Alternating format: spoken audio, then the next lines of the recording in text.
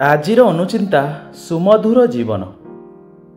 ପତି ଓ ପତ୍ନୀ ପରସ୍ପରକୁ ବେଶ୍ ଶ୍ରଦ୍ଧା ସ୍ନେହ ଆଦର କରୁଥିଲେ। କୌଣସି କଥାକୁ ନେଇ ଦୁହିଁଙ୍କ ଭିତରେ ସାମାନ୍ୟତମ ଅଶାନ୍ତି ବା ତିକ୍ତତା ନଥିଲା। ଦାମ୍ପତ୍ୟ ଜୀବନ ସୁଖରେ ବିତୁଥିଲା।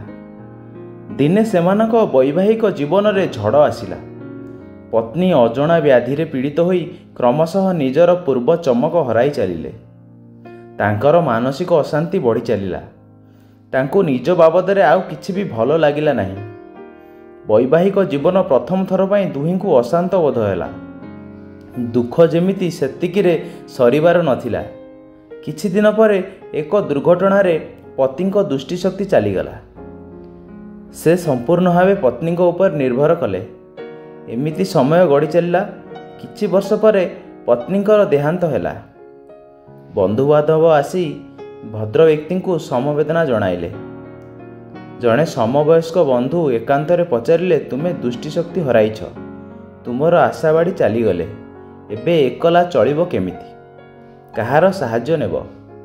ତାଙ୍କୁ ଆଚମ୍ବିତ କରି ପତି ଜଣକ ଧୀର କଣ୍ଠରେ ଜଣାଇଲେ, ମୁଁ ଦୃଷ୍ଟିଶକ୍ତି ହରାଇ ନାହିଁ, କେବଳ ପତ୍ନୀଙ୍କୁ ଆନନ୍ଦିତ ରଖିବା ପାଇଁ ଅଭିନୟ କରୁଥିଲି। ଅଜଣା ବ୍ୟାଧି ପ୍ରପୀଡ଼ିତା ପତ୍ନୀ କୁରୂପା ହେବା ତାଙ୍କୁ ଏତେ ପରିମାଣରେ ଭାଙ୍ଗି ଦେଇଥିଲା ଯେ ଜୀବନ ଜୀଇବା ତାଙ୍କ ଲାଗି ଅସହ୍ୟ ହେଉଥିଲା। ସେ ଆଉ ମୋର ପ୍ରିୟ ଭାଜନ ନୁହନ୍ତି ବୋଲି ଏକ ଧାରଣାର ଶିକାର ହେବାରେ ଲାଗିଥିଲେ। ତେଣୁ ତାଙ୍କୁ ଆଉ ଅଧିକ ଦୁଃଖୀ ନ ଦେଖିବା ଲାଗି ମୁଁ କେବଳ ଦୃଷ୍ଟିହୀନର ଅଭିନୟ ମାତ୍ର କରୁଥିଲି।